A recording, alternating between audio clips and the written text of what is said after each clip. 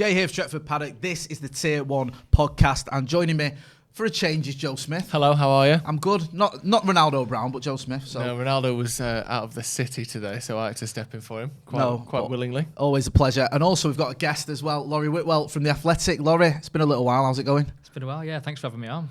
I feel like we should apologise for having you on at this time in United's history, where it's just not very good. To be fair, there's been a few points in the past where you've asked me, and I've thought, it's a bit sketchy right now. Can we do it when things have picked up? And it just hasn't. Yeah, so here we go. Yeah, probably better now than before it gets even worse.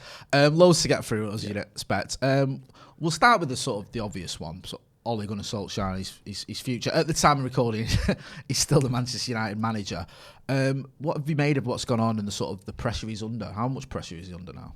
It's an enormous pressure because United are slipping down the table with performances that bear little resemblance to any kind of cohesion, any kind of system. You've got players that are now losing the faith or lost the faith in his abilities to actually bring this team to the place where they think it should be in terms of challenging for titles. I think and that's a difficult aspect when players start to doubt what a manager's telling them. I think it's difficult to retrieve that. Obviously, results can perhaps retrieve it, but I feel like it's got to a point now where it's getting close to Solskjaer being unable to turn this around. Listen, the board still retain faith in him, still want to back him, but I think if results, they've got Watford after the international break, and that seems like a crucial game for Solskjaer. I mean, if they lose that, I don't see really how they can keep him in charge. That was always the thing, wasn't it? It was always the players were still on his side, the players liked him, the players believed in him, and when that slips, I think you can see as a fan, like there's a different feel to the team now than there was under previous sort of bad runs of form we've had. Like we've been watching obviously every game and having to look at the reaction online and in the ground and stuff. It does have a different feel now. It does feel there's more of an inevitability to it now. Who can you say which players have lost faith in him? No, I don't want to point fingers. Come on, like that. I don't. You don't know for certain, do you? Because you get told stuff, and you kind of have to trust where it's coming from, base it on what other people have told you in the past, and what's come out to be correct. So, and saying something like that isn't taken lightly. By the way, I have to add that and Solskjaer might well turn around tomorrow and say no one's lost faith in me, and he might well defend his corner, which he'd absolutely have every right to do. But I think the collaborative sort of work that we can do at the Athletic and speak to my colleagues and obviously speak to my sources, you just get that impression that I think the players like him, think he's protected them publicly, he's brought the club on from where he was when he took over. The kind of culture around the place is better, definitely. He's trying to do things. He's and this is kind of why I would always say, and I was supportive of Ole Gunnar Solskjaer, was that he always wanted the best for Man United. Like he genuinely does. So I don't think to slag him off is necessary, really. I think you can kind of accept that perhaps he isn't good enough, but I don't think he needs to go that extra bit further. And I think that's where the players are at a little bit. Clearly, it won't be everybody, but I think you've got quite a lot of big personalities in there who've been in situations where they've been challenging for titles previously, and they don't quite see where United are going at this point. Do you think there's a difference of opinion above Ole? Do you think there are some that are sort of more pro Ole than others? Do you feel like there is a bit of a bit of fractured nature in the boardroom of whether Ole can get them out of this or get us out of this mess? I think United are still sticking by the fact that they feel like Solskjaer can bring it round. I mean, they look at the situation where he's had them qualifying for the Champions League for 2 seasons in a row. Nobody's done that since Sir Alex, so that is an element of stability that they have. And when you look at the owners being the Glazer family, the reason they took over the club was for financial reasons. They've sold off shares this year. 3 different siblings have, so they've made hundreds of millions of pounds in share sales. They also have dividends every year, so that's basically the crux of their business. So if you've got a manager in place who is delivering a consistent revenue stream for them, then why would they change that? It'll obviously cause a lot of upheaval to change a manager. You've got the payoff, which I don't think is as significant as the Jose Mourinho payoff, not anywhere close, but still it's something to consider. And also the fact that they have this, they've got a bond with Ole. He's been there with them for 3 years now. He gets on well with them personally. It's not like it's a case where you've just hired a guy and you kind of getting on with him in a working relationship. He does have a good sort of bond with them. So I think they would rather stick with it and see if it can be turned around than kind of tear everything up that they feel like has been building towards this point. And I think they did not predict that it would unravel this quickly. They signed Sancho, Varane, and Ronaldo, and it's gone downwards rather than upwards. Why do you think it has then? Because it's obviously the same manager we've had for the last 2 years. We finished third, we finished second. I know you can look at a weakened Chelsea or a disrupted Chelsea and a weakened Liverpool last season, but even then we still finished above them, and we had injuries ourselves. Pogba was out for a good chunk, like we'll get to in a minute, as he is again now. But why do you think it has unravelled? Because to me, that does point to, as you mentioned before, discontentment of players, because he's no worse a tactician now than he was 12 months ago, and yet we look less well drilled. We look less like the players know what they're doing. There's rumours of people like Bruno and stuff sort of thinking I want a bit more direction in my position. Again, I don't know the truth in that, but this is what we're hearing. Why do you think that is? Because like I said, we got all these good players in the summer, and then now Ole looks a worse manager now than he did 12 months ago with a worse squad. Is it the pressure? Is it the expectation? What's gone wrong, do you think? I feel a few things. I think he's tried to move the team on, where he realised that last season, in the big games, he played, McFred and a lot of draws, 0-0s. So he's tried to develop the team into a more expansive attacking approach, and it's not. The systems aren't there in place, so you've got kind of this halfway house between players thinking, right, I'll go and press, and then obviously leaving gaps behind, which obviously the big thing against Liverpool. Against Leicester, Leicester was the game for me where I really started to worry, because I looked at the players and it didn't seem like there was any kind of understanding of what they each needed to do, and perhaps on the flip side of that, were they giving the messages as clearly as they needed to be? So, I mean, for example, the Liverpool game, we were told that the instruction was to press Liverpool, but that actually in training they don't really train that much pressing. And when you speak to more people, it's like, well, yeah, that's the style is actually more to kind of sit off a little bit and kind of counter, get back into shape, get back into block, and try and win the ball lower down the field. But I do remember, points last season when Solskjaer talked about high press, with Greenwood, Rashford in tow, and you sort of think what's happened along the lines. And I suppose you come back to Ronaldo, who was the kind of opportunistic signing that really they didn't anticipate being able to make this summer, and that's, you can't really dispute what Ronaldo's produced. He's obviously scored brilliant goals, and I think there's an idea that, when we had an interview with Bonucci at Juventus, who said that Ronaldo for them at times meant that players didn't necessarily not give their all, but they sort of had a subconscious easing off where they thought Ronaldo's going to bail us out. And I sort of wonder if that potential is at play with United now. So you've got this kind of weird mix of, I think Solskjaer's trying to strive for something that he wants from his team, but not having necessarily the wherewithal to do it. And then you have got the coaching situation where, we've highlighted that, Kieran McKenna, 34, and this isn't to sort of denigrate him. I think from what we hear, he's a really diligent coach, puts a lot of preparation into his sessions, and very good. But he's come from United's academy, where he was previously coaching the under-18. So how he can't really talk back on experiences that he's had and use those as inspiration to the players that he's coaching. Listen, I mean, there's always, when stuff's on the slide, there's always going to be people pointing fingers, and certainly some of the players need to look at themselves and really raise their games, because some of the mistakes that they're making has got nothing to do with the manager, whoever or the coaches or whatever the instructions are. So I think there is a lot of blame to go around, but I think ultimately it's Solskjaer's responsibility right now where the team are at. Do you think there's been other candidates looked at seriously by United if someone to come in and replace him? Because we're in so many different stories and rumours and names sort of, almost coming out of nowhere with the Ralph Rangnick stuff, and Brendan Rodgers is another one that keeps popping up, and there's a whole host of names. You don't know how serious some of these are, but do you think the board or the owners are looking at other candidates, or are they sort of fully invested in Ole for now? I mean, you get conflicting reports. I genuinely believe that United are not speaking to any managers with any serious degree. I think it's they want to. That's not really how they do things. I know that they've had Van Gaal in place when.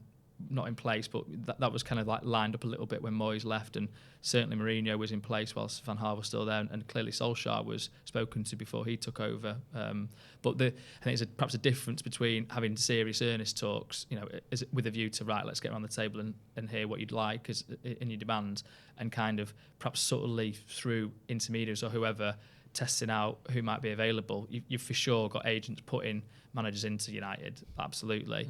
I felt like that with Conte a little bit. When after the Liverpool game, it felt like everything was coming from Conte's side. Conte wants a job. Conte would be interested. Conte doesn't usually take jobs midway through the season. Long, but for Man United, a much bigger club than he's ever managed before, after not having a job for 6 months, he'd be willing to make an exception. I always thought, of course he would. Yeah. No, it was very. I mean, the stories we got were always from that side. It was very much, and United, absolutely, we're not speaking to Conte. It was a case of, I think, him making sure that he was, known that he would quite, like the job, which I guess isn't necessarily a surprise, but equally, I think, Italian managers do tend to like having a pre-season, and as you say, but then he's gone into Tottenham, so I suppose it was a team that he rejected selective in the summer, and now he's willing to join halfway through the season. United weren't ever really, I don't think, seriously considering Conte. And you can disagree with them over that, because he's won the Premier League, he's won Serie A, he's still in his prime. He's literally come from a team winning the title in Italy. But I think also you can accept that he would have been an abrasive character for them, and whether that's actually what they need. So, they had that with Jose a little bit, but I think Conte perhaps would be, I don't think you can kind of bracket the two guys as the same, because they're at different stages of their career, and I think, sometimes United perhaps do need someone to kind of speak some home truth to them. But I think ultimately you could probably see Conte as a more of a short-term 2-3 years, whereas they would generally like somebody to kind of be there for a long time. Yeah, the long time thing seems to be a big thing, because there seems to be no consensus on pretty much anything with United fans at the minute. We'll talk about that a bit more. But like, some people want an interim manager, some people, Ragnick to the end of the season, some people want to just try and get Ten Hag or whoever now, someone who has stayed at clubs for multiple years. Some people just want a Conte, some people want Rodgers, some people would never have Rodgers because of Liverpool. What it seems to me is there isn't a consensus manager. Even Jose, who, yes, people had reservations, at the time was the closest thing in pretty much football history to guaranteed success. He'd won the league at every single club he'd been at, and even twice at Chelsea in 2 different spells. There isn't a consensus obvious option. I don't think anywhere in Europe, is there? And obviously that isn't changed or isn't helped by the fact that, like you said, there isn't rumours of United speaking to anyone. So there's not one name we can all sort of rally around and actually, well, maybe, I'll put this one thing to one side because he's going to be the manager. This is a really difficult decision, isn't it? Like, there is no obvious person. There is no, do United go with something short term and a bit more, high possibility that we'll win something, or do you take more of a risk?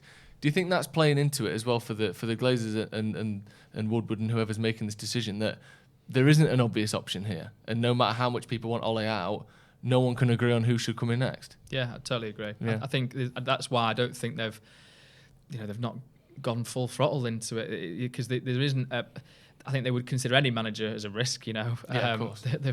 For a start. But also, because they like to have control over the situation. They like to know what they're going to be spending, what the kind of manager setup is going to be. They've got that with Ole, So to change all that would need a lot of sort of deliberation, I suppose, and a lot of research into who they're actually going to appoint. I do feel like Mauricio Pochettino is probably the one out of all of them that perhaps has that, a bit of cachet. He's obviously built a team in England before. He's got that long-term perspective. He's currently at PSG, obviously, and there's no sign that he wants to, that's going to end.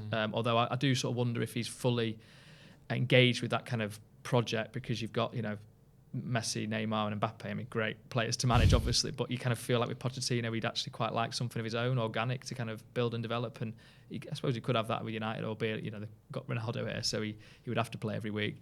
I think that's the key, that actually there's not really a manager out there that is, out of work is probably a key thing as well, that is easy to get right now.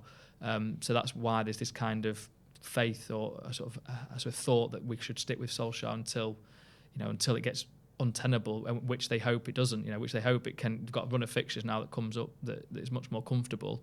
Could it kind of get to a point where they're actually not too far off the Champions League places? I mean, they're only 5 points off Liverpool right now, which sounds crazy, doesn't it? Yeah. Considering the start. But I think the Champions League positions are a key factor with the Glazers, because you've got, Jose Mourinho was sat when that looked an irretrievable situation. I know obviously the situation had got toxic as well, but they were, I'm not sure exactly where they were in the table, but they were far off it, weren't they? Ninth or 10th, Yeah, we were well off after that Mid-table. Liverpool game. That's when it got like, you looked at it and you thought this is going to be a struggle. Yeah. And obviously with Moyes, it was physically impossible. When that was literally the day they made the decision. Van Gaal as well. I know it was last day of the season, but they did not finish. No, we finished with four. 6, haven't we? Joe mentioned Woodward earlier, who's been in the papers again. There's lots of talk of him having some form of role with the club once he's left. What's your take on that? How do you think that's going to look like if it does happen? Yeah, we had a piece on the Athletic about the Super League 6 months on, so sort of revisiting what had happened at the time and then what it looks like now. So we sort of spoke about Richard Arnold, basically everyone expecting him to take over, sort of being more present in football meetings, and also this idea that Ed Woodward actually could stay on in a consultancy role. Yeah. I think that's really not his day-to-day, but just his opinions. Well, this has served United so well. The wealth of his knowledge. Well, they had it with John Alexander, the secretary, who left and wasn't necessarily well regarded by everybody. I think certain people at United will say did a great job, but other people will say not for me. Liverpool fan, so that you can sort of see. Oh yeah, he's lost the room already. Well, there we go. So just to throw that one out there, and I know that allegiances shouldn't count, against people when they're working in football, but I don't know. I feel like there's some lines that you perhaps don't cross. But and he got a consultancy role. So I was always of the opinion that Woodward might well do this. He's known the Glazers for so many years. He's integral to how they've owned Manchester United. He's got relationships, I suppose, with people around Europe that not all of them have been burnt by the Super League. So would he add some kind of value in that regard? It's up to them to decide, really. But I think it would look pretty bad, given that he, resigned because of the Super League as a kind of, I can't possibly, back this, thing that I've been secretly plotting to do for. I can only back it till the end of the year, which is 8 months from now, whenever it was. So if he sticks around, it would just be like, well, the whole premise of you leaving doesn't wash then, does it? Yeah. And also there's another rumour that's he doesn't want to have Ole's sort of sacking as his last sort of role or his last job that he does before he leaves. Is there anything in that? Because to me, if this is your job and you think this, sacking Ole is the right thing to do, surely the fact that you're leaving soon doesn't affect your willingness or ability to do the job you believe in. Is there any truth in that? I don't know. No, I can't see inside his mind, but there's this sense. Yeah, there's this sense. Does he really want to do it as his last act? There's sort of people that know how he works, and that's the question that's kind of come out. And then on the flip side, Richard Arnold, does he want to do it as his first act? It's not about which part of your tenure it is. Yeah. It's a slightly gutless way of doing things that I don't want to cause a fuss to go. So I'll do something that I don't believe in. And fair enough, if they want to keep Ole, that's up to, it's their decision. It's literally their job. But you just think if they think they should get rid of him and they don't because it looks bad on them, that's not a good way to be doing things, is it? Yeah, I agree. And I suppose it might be unfair if that isn't the case. Yeah, of course. But equally, that that's sort of what some of the vibes that we've been getting have been. So, but I agree with you. I think but that brings me back to the point: do they think that that's the right decision? Yeah, they obviously don't at this moment. They obviously have put so much faith in him. Look at the public statements that they've made this year, how excellently he's been doing. Both Richard Arnold and Ed Woodward talk about his phenomenal job. So to then sort of pivot, 10, 11 games into the season, however bad it is, they would consider that as not sort of riding through the blips that they've had. They consider this as the first real blip that Solskjaer's had, which I suppose you can argue with, given 2019 winter or even 2020.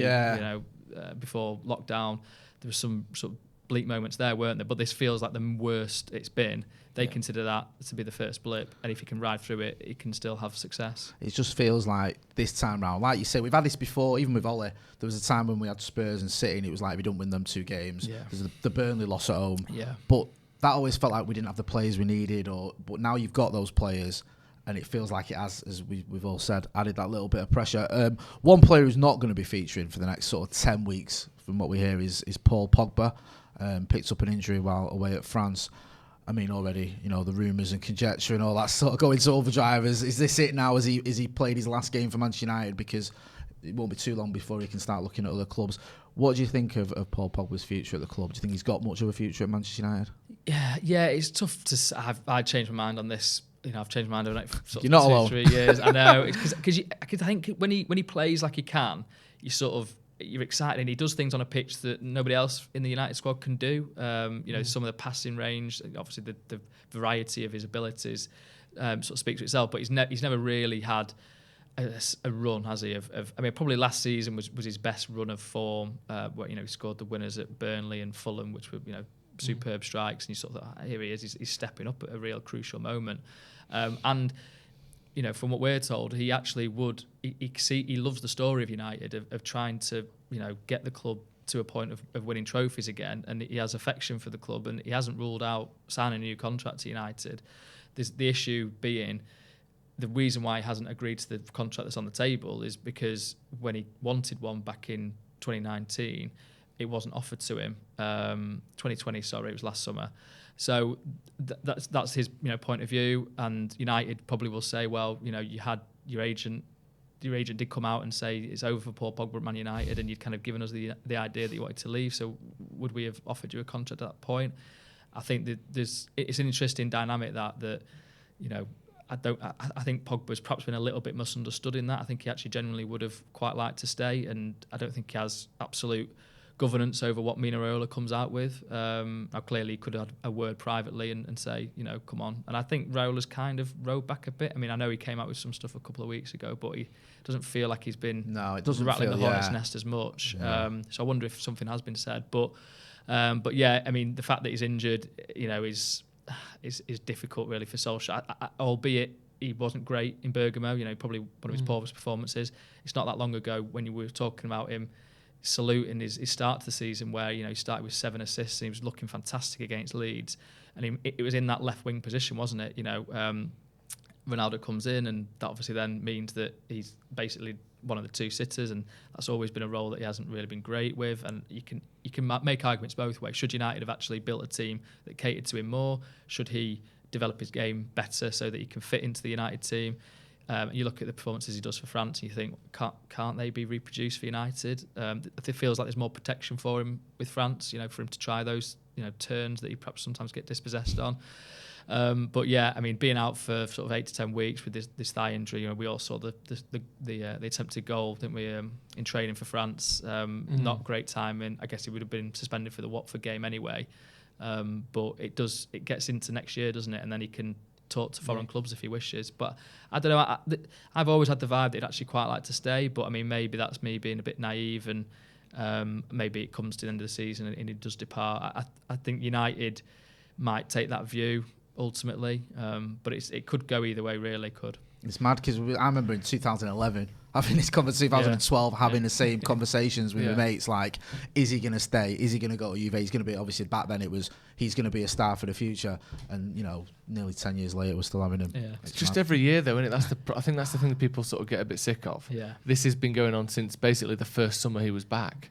Like, when's he leaving? Yeah. Does he want to stay? Does he see the vision? Does it, are we building enough around him? And there's been, especially when you see someone like Bruno come in and do what he's done, and we haven't had to change much around him, and you just think sometimes it's asking a lot to fix everything around one player who, this isn't his first sort of 2 or 3 month injury. He tends to get an injury of this sort once a year. In recent years, we had the last one at similar time, actually, wasn't it, last season? So it's just it's one of those ongoing things that we've had to talk about as United fans for 6 years or 10 years. Yeah, you were early to it then, Jay. You were back in 2012. I remember when he was obviously came through the youth team, and there was these rumours he wasn't happy, he didn't want to stay. Yeah. He was going to go to Juventus, and I remember sort of trying to convince myself and others saying, no, he'll stay at United. And Fergie gave him a little bit of game time, if you remember. I remember got to Ellen Road once he started in that game, and he brought him on a couple of times in the Premier League, and you thought, okay, this is Fergie saying, next year I'm going to use you a bit more. And he went to Juve in the end. He just, he didn't fancy it or whatever. Comes back and, like Joe said, last few years we've had it every so. And it's a shame because I love Paul Pogba. I do when he's on form. The problem is we've had too many games like say in the Bergamo where just when you think, okay, this is it, he's had a good start to the season or he's getting a bit of form, either gets injured or he has a drop off in form or, we try and play him out of position. So it's just a culmination of things that leave it a little bit underwhelming at times. What? This is more of a personal question. There we go. Not like too personal. Yeah, what? Do you know what that is? Excuse me? No. What is it like for you reporting on United at the minute? Because obviously working for The Athletic, you have, right up there in terms of reliability of an outlet. You're not someone, you're generally an outlet that people look at and think, they're probably telling me the truth. Whereas, Tier one. Exactly. Whereas a lot of places, a lot of tabloids and other places don't have that at all. How much pressure do you feel on you at the moment when no one can agree on what they even want to happen and you're meant to sort of filter what you're hearing, what one source is saying, what this person's source is saying and put things out that you believe to be true, obviously, but also how much do you have to think about the people that are reading what you're saying? Because everything's just exploding at the minute. Everyone hates this person or you're defending this person. Like, how much pressure is on you when you're writing your articles, when you're putting the stories together? Does it feel horrible? I know it's a bit, not really about United, but like, how is it? I'm an egotist, so I don't mind questions like this. Listen, it's the best job in the world, isn't it? Of course. I could not play football, so like for love nor money, I'm playing 6-a-side tomorrow night, and my teammates will absolutely vouch for that. But you go into matches. So that was kind of the baseline. I'd always say that is, we go to an incredible place. Like we're in Bergamo the other night, fantastic. But yeah, there is pressure definitely because particularly with us as the Athletic, putting ourselves forward as a place of reliability, you have to get it right. So that day after the Liverpool game, where everyone was like, what's happening, and there was lots of stories coming out about considering sacking him, and what it looks like, silence from United. It looks like it's going to go one way, and we were able, fortunately, to have like a bit of breathing room and make the calls and kind of do what we felt was the right take at the right moment, which ended up being the next morning, and that he was safe for now basically, but there's the issues that were prevalent, and it's just trust really. It's just having relationships with people where you can have honest conversations and just trusting what they say, because you're not in the room, are you? So you're not seeing it with your own eyes. So you're having to get people's accounts of things. But in terms of what people read, I've had so many comments on my pieces at various points telling me I'm an idiot or telling me I've called it wrong or I'm not sticking my neck out enough to kind of criticise the manager. But I kind of my natural disposition is trying to see a few different sides, and clearly I can understand people that say Ole Gunnar Solskjaer's not good enough. Like there's no evidence to say that he is because of where he's come from. I think you can say that he's done really good work and progressed the team in the last 2 years, where you look at the finishing positions and the kind of emotion around the place. And I think you can't underestimate the emotional pull of football, because it's like I've sort of said this before, but it's such a it's a modern game where it's awash with money, and what is the ultimate reason for certain teams existing, where at least you've got a guy here who clearly loves the club and wants the best for it. So I think an emotional connection is valuable. But yeah, I do sometimes I look at the comments on Twitter and I kind of just flick off quickly. Or do you have people like blaming you for, you say Ollie's safe for now and people blame you for it like it was your decision? Yeah, I don't get that fortunate. I remember David Ornstein, my colleague, getting it when Unai Emery was still in charge at Arsenal, and he was getting the memes and stuff like it's up to him to sack him. Yeah, I mean he's pretty powerful, to be fair, Orney, but he obviously didn't have that call, so. I've not had any of that yet, and I think you can look at certain accounts and you can kind of ignore them because you know that it's perhaps baiting. But there's some that I'll interact with that I think, okay, I'm going to have a little dialogue with you. And do you, working for the Athletic, do they come to you and say, when you work, they say, we have an emphasis on getting it right. We're not trying to be clickbait. We're not trying to sort of run people around getting views and likes for fake stories. Does that get told to you, or do they sort of hire people that they think fit that mold anyway? Because I always think like some publications, you kind of have the guys that that work for them that are more reliable than the other people that work for them. Yeah. But the Athletic seems to have an overall in all the sports, basketball and football and everything, that it's like, as an organisation, you're trying to go for truth and sort of reliability, almost not above all else, because obviously you do loads of stuff, but that seems to be the ethos of the whole place. Is that told to you when you were there? When we first joined, pretty much, yeah. That was their, the whole idea behind it, that, they just wanted to be correct, basically, and try and tell sort of stories around football for us, in a deeper way. That might sound a bit, who are we to say that we're telling them in the right way? But I think because we've got time, and we've got quite a lot of people that I'm dedicated to Manchester United. So you look at other people on other newspapers, for example, they've kind of got a balanced Man City as well, perhaps. So I've got a bit more time in that regard, and we don't have to do, other places might have to do stories every day, 2, 3, 4 a day. We don't necessarily have to do that. We do have a news section where, so for example, we did the story on Paul Pogba's injury earlier before I came over here, because that was kind of like it's a yes or no story, isn't it? It's a clear factual story, and so they want to do things like that. But for the wider pieces, they don't necessarily say you have to do it, today. We can have a bit of time, and we've got that opportunity to call people and kind of meet people and just get to know them better, so that hopefully that builds up a bit of trust and you can write the right stories. Is there much collaborating? Because we've had Daniel Taylor on here, we've had Andy Mitten on here. I know you guys do a podcast together. Do you work together on some stories and certain things, and being able to exchange the sort of information you've got? Because obviously, you've got guys there who've been covering United for years and know the stuff as well. Yeah, that's huge, to be fair. And I think that is the case at some places, but not all. It's more the messaging systems we've got are kind of instant and everyone can see it, so you can kind of all chip in. And yeah, it's much more of we just want the best stories. Whoever, doesn't have to be one person's name on it. If it's like 3 or 4, then fine. Absolutely fantastic, really. As long as you kind of know where people are getting stuff from, and you can kind of go, right, okay, what you have to sort of sometimes pick through certain agendas, maybe, like, why is this person telling me this? Right, okay, yeah. And but it's time. It's it's kind of understanding over a series of years, really. Good stuff. Yeah, really good. I wanted to ask you one question, because we've not touched on it, and it's like a hot topic that comes up constantly. Donny van de Beek. We get this every single Q&A. I'm sorry, but I feel like obviously he's had, compared to previous weeks, a bit of game time against City, and obviously his cameo against Atalanta.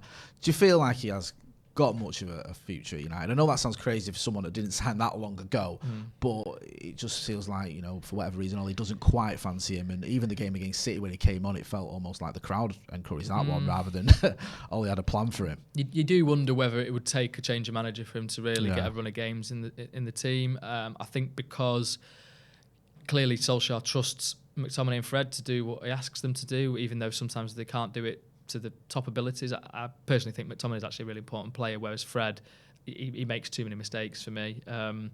But then you sort of look at it and go, well, why aren't you giving Donny van de Beek a run? Clearly he's seen stuff in training that he doesn't quite fancy, really, I suppose, to give him that start. He's had opportunities, I suppose, in the past, where you look at the West Ham game away last season, where he had to get taken off, and at half time when they were trailing and Bruno Fernandes gets sent on and they win the game. So it kind of like that reinforces that idea that actually Bruno's my guy, because he was basically bought really as a rotation for Bruno Fernandes in the number 10 position, I think.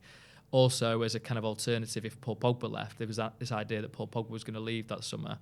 And so Solskjaer, he's kind of been caught between a few stools there, Van der Beek, where is he doing enough for Solskjaer to go and thrust him into the team? And what position would he do so? And then when he's on the pitch, is he sort of doing enough to kind of justify him getting another chance? I think against Atalanta, I thought he was bright. He kind of, the one-touch pass that sort of ultimately caused the chaos that Ronaldo benefited from with that wonderful strike. I'm not saying that without Van der Beek, that goal gets, it's not like an assist, is it? But he was involved there and obviously went close with his shot. I think he's clearly a good guy that wants to work hard. He's obviously been through a difficult period here by not playing and losing out on the Dutch national team. I think he does have a future at United, but it might take that. Pogba being out might give him that few more opportunities, and the situation that United are in. I would quite like to see him just start a proper game, maybe even Watford, just to see, go and see what you can do, because it seems like he's perhaps knocking on the door a bit more now. Sancho's another one. I keep saying this, but I feel like they're being compared to each other like it's the same situation. Yeah. And I don't think it just because it's two players who haven't played much recently. But Sancho started quite a few games at the start of the season. I don't think he's done 90 minutes, but it's not the same situation at all as far as I'm concerned. What are your thoughts on that? And also this whole thing of everyone's outrage at him training as a wing back. That was my story. Yeah, No, exactly. That's why I'm asking you about it. Do you think that's a problem? Or do you just think, well, we're trying new systems, people might have to be a bit more flexible? But it's kind of this thing of, I think, because of the Donny situation, people are kind of seeing early signs of that with Sancho and going, he's ruining Sancho's career, when really it's only been sort of half a dozen games or so that he's not featured much in. What is your thoughts on the Sancho situation? Yeah, I agree with you, Joe. I think it is a different situation because Sancho is somebody that Solskjaer's wanted for basically 3 years. You know, in the first year they signed Dan James instead, and then the summer after that they couldn't do the deal, and then they actually they did the right. They waited. They got a player for a much lower valuation than what they were going to pay. 21-year-old, got his whole future ahead of him. Looks like a really talented technical player. Can dribble, can pass. He's got an eye for goal. Got really good end product. So it looks a great signing. I think he's probably been a bit of, as I say in the piece, a bit of collateral damage from the situation that's kind of engulfing United and Solskjaer shuffling things around to try and find a solution, a balance between defence and attack, whereas you'd ideally just like him to say, there you go, on the right wing, start week after week, get into the gear. But he's another one where the Ronaldo thing has kind of caused a few dominoes, where Greenwood perhaps might have been centre forward more frequently. He's now on the right and Greenwood's in great form, so Sancho goes over to the left, although Sancho started on the left against Wolves when Dan James was on the right, which kind of confused me because Dan James came through at Swansea on the left. So anyway, but the pace of the league was a factor for Sancho. I'm told that he was taken aback by the speed of it, and that's not to say the Bundesliga is a slow league, but I don't think it's quite the same level as the Premier League for intensity. But by all accounts, he accepts that. It's not like he's come in and gone, this is a joke that I'm not playing. He kind of realises that he's got to add a few more bits to his game to just get to the level where he can play every week. And I think against Man City he came on and did bits that's what I want to see from him, where he was really running hard in behind. He was getting the ball. He wasn't like letting his shoulders drop when he wasn't found. He was trying to do things, dribble and set people up. So, but yeah, I mean, the wing back thing, I think Solskjaer has just been trying to explore a few different, formations. I don't think you can really have a criticism of that. And not to say that he's a Victor Moses or anything like that, but Victor Moses was a winger and then he was a wing back, and it worked for Chelsea in winning the title, and that was kind of seen as a ingenious move from Antonio Conte. I think you could only ever do it really if they were up against a team that was kind of lower level Premier League. It would be unfair to ask him to do that against Man City or somebody like that. But I think in one way you could actually see it as quite an attacking sort of choice, because he wouldn't necessarily have to do that much defending. You'd have like sort of three defenders and he'd be pushing on. Clearly it's a lot more complicated than just going, here you go, have a go on the right wing as a right wing back and see what happens. It would need a lot of time sort of to develop if that's what they actually wanted to try and do. I think ultimately they will just have him as a winger, but it was I thought it was quite an interesting aspect that they kind of explored it a little bit. A couple of times since we've been chatting, you've mentioned about Ronaldo, and you've mentioned once about him coming in as not really a planned thing, and we've had to work around that and not really been able to. And again, there you sort of mentioned Greenwood was maybe going to play more games as a number 9. Do you think Ole regrets signing Ronaldo at all? No. You think that he's glad? Because there's two sort of thoughts of it. One is, if it weren't for Ronaldo, we might already be out of Europe and we might be in the bottom half of the Premier League. And the other thought is, he should never have come. It was more of a sort of Falcao-style sign. I remember Falcao was trending at the time we signed Ronaldo, mostly non-United fans trying to wind people up. Yeah. But there is this line of thinking of, he's a bit older, you have to play a team around him. Ole seems to not have been able to get to grips with this new team, whether that's Ronaldo's involvement or not. But you think he's happy with it, he's glad he did it, he'd do it again. Because things, again, it may be coincidence, but the timeline suggests Ole's had his worst period after Ronaldo's arrived in terms of pressure and results. Think there's any correlation there? Do you think Ole has any sort of reservations about doing what he did? No, I don't think Ole does, because I think even sort of last year, I think they tried to sign Ronaldo and Solskjaer was fully behind it. It was very much this isn't something that's been foisted on him, as far as I understand it. It's very much that he way back at the start of the summer we wrote that. I mean, Solskjaer regards him as the best player he's ever played with, above Scholes, for the fact that he's had so much success, away from Manchester United, in terms of the goals and in terms of the trophies that he's won, individual and collectively. So Solskjaer's always had that view of him, and if he could bring him to United, the idea would be he would raise standards. And I think you can see that he has exacting standards. If everyone was like Ronaldo, I think they'd have a very good chance of being challenging for the title. I mean, in terms of their attitude and their kind of it's ferocious. I know you guys obviously know Rio Ferdinand, and I had an interview with him last week where he was talking about what he's like now. He's actually more intense now than he was when he was first at United, because he realises that he's got like a small period of time left to make a final mark on things. So I think he's really invested in it, Ronaldo. He's not like he's kind of come here for a swan song, a sort of like late payday. He could have gone to Man City, so he's come to Man United with a bit of that kind of romantic feeling, I suppose, to it all. It's just the repercussions of it are trying to. The team was kind of going one direction, I suppose, and this is like a slight dog leg, I suppose. It's not a U-turn. It's a slight deviation from where it was going, and that naturally takes time to develop and get right. And perhaps that is what Solskjaer's currently dealing with. Just one final question from me. I just wanted to ask you about, obviously, you're talking about the right-hand side and maybe Jadon Sancho perhaps being a wing-back. On the left-hand side, we've had all sorts of problems last few weeks, especially with Luke Shaw and Harry Maguire, who were two of our best players last season, and obviously had a great Euros as well, sort of Gilberto Carlos and Harry Maguire, which seems comical now. We never got a Maguire portmanteau. No, we didn't. We need one. We needed to work on you one. You had Small Dini for a little bit. You had Gilberto Carlos. Yeah. We needed a Maguire one. Yeah, I think. I don't know. I don't know, but now is the time to do it. But yeah. But he was in the team of the tournament. Obviously, he had a star of the game against Germany.